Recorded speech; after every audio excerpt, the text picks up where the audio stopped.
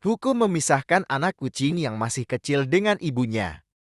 Apakah diperbolehkan bagi seseorang untuk mengambil seekor anak kucing kecil dari ibunya dan dia memberinya makan? Apakah perbuatan seperti ini berdosa? Syekh Shalih Al-Fauzan taala menjawab, tidaklah dipisahkan ibu dan anaknya, tidak dari binatang ternak, tidak pula dari selainnya.